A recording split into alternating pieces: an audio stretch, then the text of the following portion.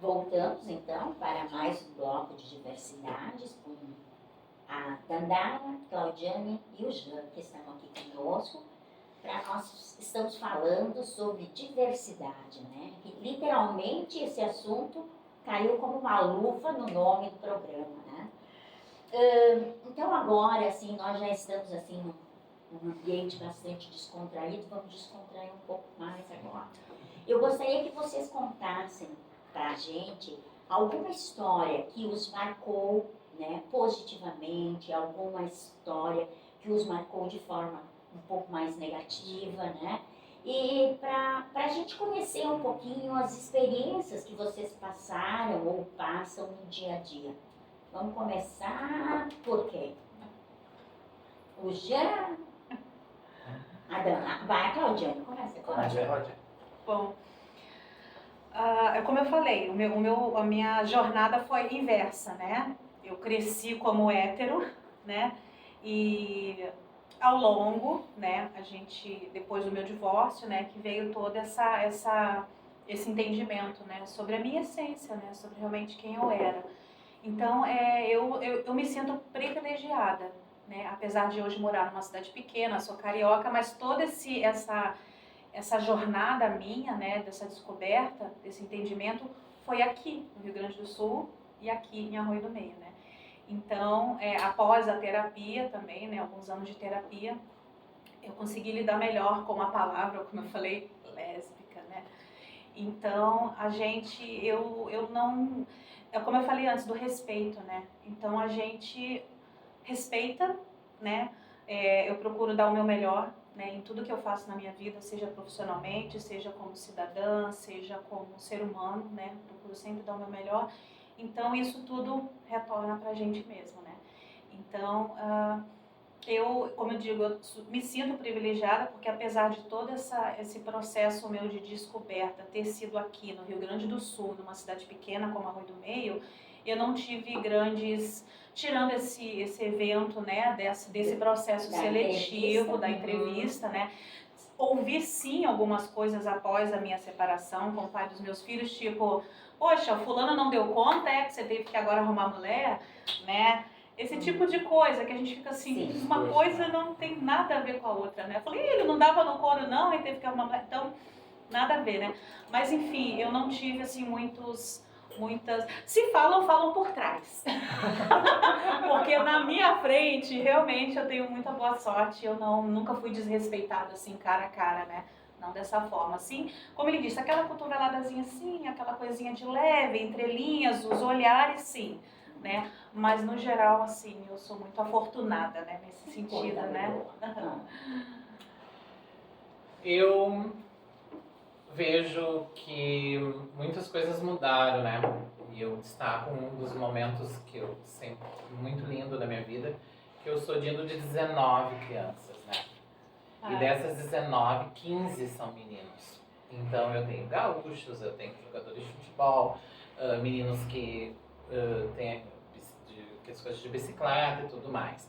E quando eu recebo um afilhado, principalmente menino, que os pais vão lá me convidar, eu vejo que essa página não ficou super virada, né? Então, que eles entendem e me olham como uma pessoa que vai agregar na vida daquela criança, né? E principalmente, no início eu ficava preocupada como é que eu vou lidar no futebol, mas isso foi muito natural.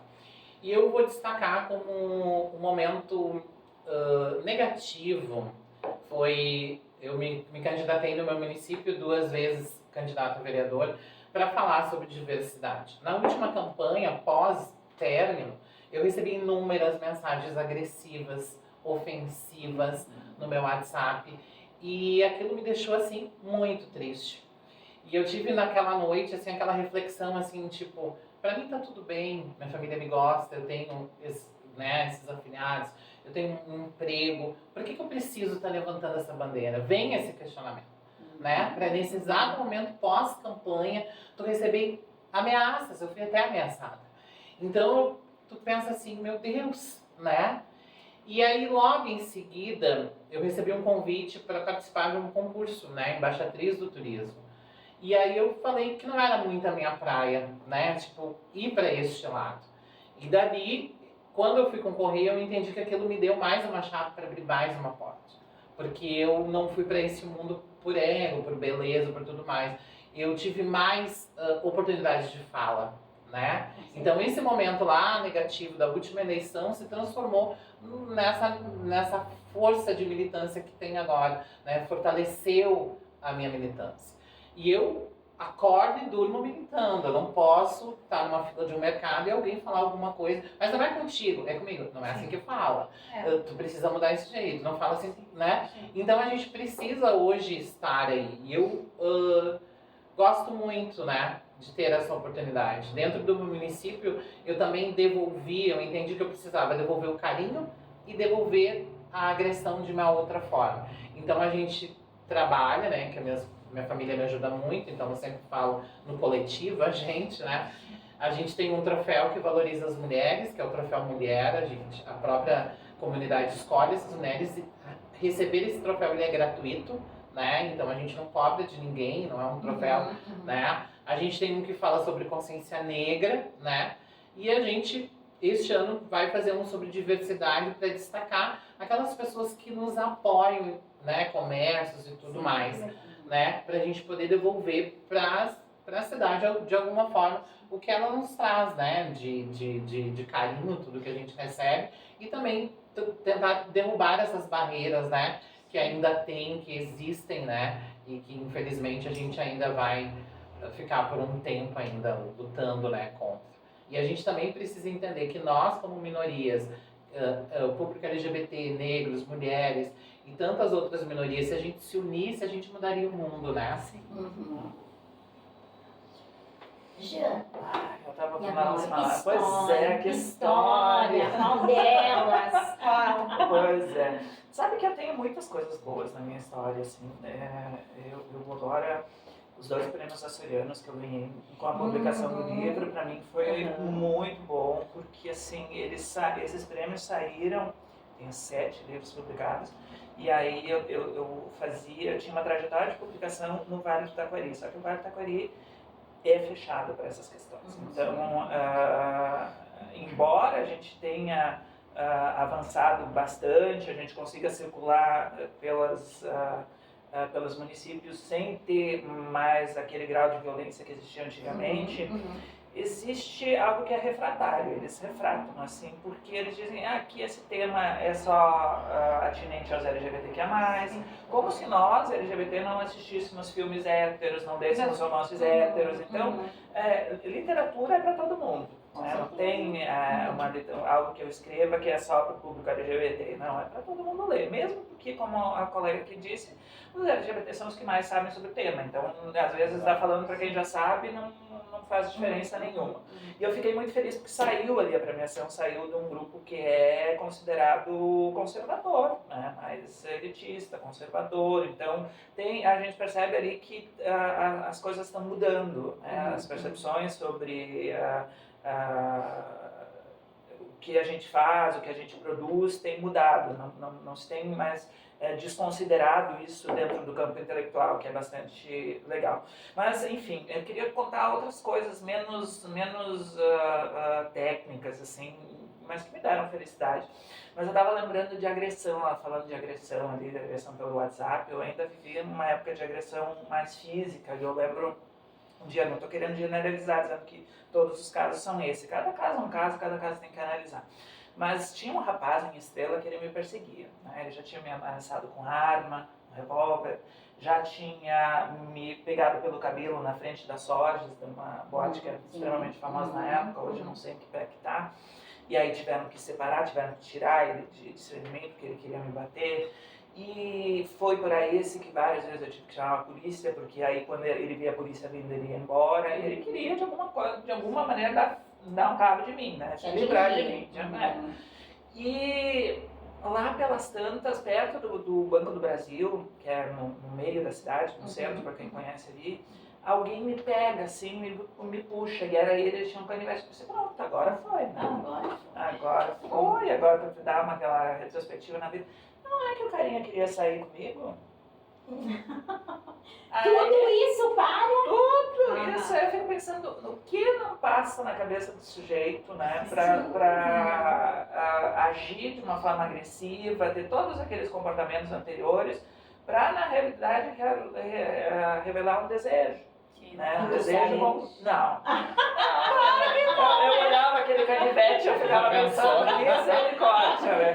Aí eu disse, mas agora não vai dar. Eu dei uma conversada nele, disse, agora não vai dar. Vamos marcar para outra hora nunca veio. Mas sabe que essa pessoa, por incrível que pareça, muitos anos depois eu estava trabalhando na Secretaria da Saúde do município de Estrela, que eu trabalhei na prefeitura, o primeiro lugar onde eu trabalhei, aí eu tive que atender ela. E aí ela pediu desculpas para mim, ela disse, né, que ela realmente foi, ela percebeu, eu atendi ela bem, né, tu é profissional, tem que atender a pessoa como atende qualquer outro, e aí ela veio pedir desculpas por tudo que ela tinha feito, coisa e tal. Mas você sabe que quando eu lembro dessa história, eu fico pensando, o que não passa na cabeça de um monte de gente que é agressor e que na verdade tem um desejo, né, que não consegue, e não consegue lidar com as próprias fantasias, os próprios desejos, né, as próprias vontades. Mas eu queria contar uma história mais divertida, que é assim, que é... uma divertida. Rapidinho, que eu nunca contei essa história, sempre tenho vontade de contar para alguém ou escrever. Um dia eu vou fazer uma crônica, eu vou contar. E isso é para lembrar um pouco das pessoas que me ajudaram ao longo da minha trajetória. Porque assim, a gente, eu não sei se no caso da Dandara é assim, mas tem muitas pessoas que ajudam a gente. Sempre ajudaram, né? Sempre abriram portas, né? Então, na Secretaria da Saúde, eu tive colegas maravilhosas. Então, sempre quando tinha um evento, elas tentavam fazer com que eu fosse, elas tentavam me incentivar a estudar mais, porque na época eu tinha só ensino médio, e elas tentavam me apoiar. E um dia, a gente veio aqui para Lajeado para uma dessas reuniões do Conselho Municipal de Saúde, eram os conselhos municipais de saúde de vários municípios, era ali no Castelinho. E fomos nós, só que era uma época em que eu, como eu não tinha referência no município de Estrela, eu me maquiava assim de uma maneira que hoje eu não arriscaria mais, né? Eu passava batom azul, passava batom verde, passava batom, né? E fazia umas coisas, e tinha o cabelo assim que era de uma cor que hoje eu também não arriscaria nada. Mas era tudo porque nós não tínhamos referência, né? Não tinha quem se espelhar, e aí tu tinha que tu mesmo inventar e tentar descobrir como é que era. Mas elas, né, elas eram minhas colegas, me levaram pra lá, e aí chegou de tarde no final do evento, e o evento não acabava, e elas todas com filho, não sei o que, a gente precisa ir, tu fica até o final? Fico. Chegou o final, aí eu não tinha carro na época, não tinha nada, aí a gente que trabalhava na Secretaria da Saúde, o costume qual era? Ligar para uma ambulância, que a ambulância no município pegava, né? Então eu dava serviço, pegava e te levava para casa. Aí eu liguei, aí, cara, já tô passando aí. E eu tava parado na frente e tava escurecendo, na frente do Castelinho. Né? E eu daquele jeito, né? Com batom daquele jeito, com a toda montada, mas de um jeito assim que tava meio estranho. E aí, lá pelas tantas, eu disse, tu vem logo? Sim, eu venho logo. Daqui a pouco eu liguei de novo, já tinha passado meia hora e nada, tava escuro e nada. Daí ele disse, não, eu tive que atender uma pessoa que passou mal, mas eu já tô indo aí. Agora eu fui pro hospital, já tô indo aí te buscar. 5 minutos eu tô aí. Tá bom. Aí eu tô esperando. Daqui a pouco eu paro o carro, né? Eu entro assim, sento. E aí eu começo a mexer na mochila, nas minhas coisas, tentando procurar o celular, que naquela época era mais um tijolão. E eu disse, mas o cara da ambulância não arrancava, e eu comecei a ficar brava. Eu disse, mas vamos logo! Aí eu olhei pro lado, não era motorista. Não era uma pessoa estranha que tinha parado o carro ali. E tava eu daquele jeito, né? Toda produzida daquele jeito, sentada no carro, dizendo pro carro, vamos logo! Aí eu disse pra ele assim, moço, o senhor acredita que eu vim aqui? Eu tava numa palestra, daí ele olhou pra mim assim. Eu estava numa palestra e assim, eu estava esperando o motorista da ambulância, imagina o homem estava achando, né, que eu estava ali trabalhando de noite, coisa e tal. Mas é uma história engraçada, né, que me lembra assim numa fase difícil da minha vida, onde eu tinha muitas pessoas que me ajudavam e eu aprontava muito, porque assim, a gente não tinha, né, a gente não tinha quem se espelhar, a gente não tinha referência. Hoje a gente não tinha internet, não tinha rede social, não tinha nada. E hoje as coisas estão muito melhores, muito diferentes. Eu espero que só melhore daqui pra frente. Isso. Então, nós voltamos para o próximo bloco.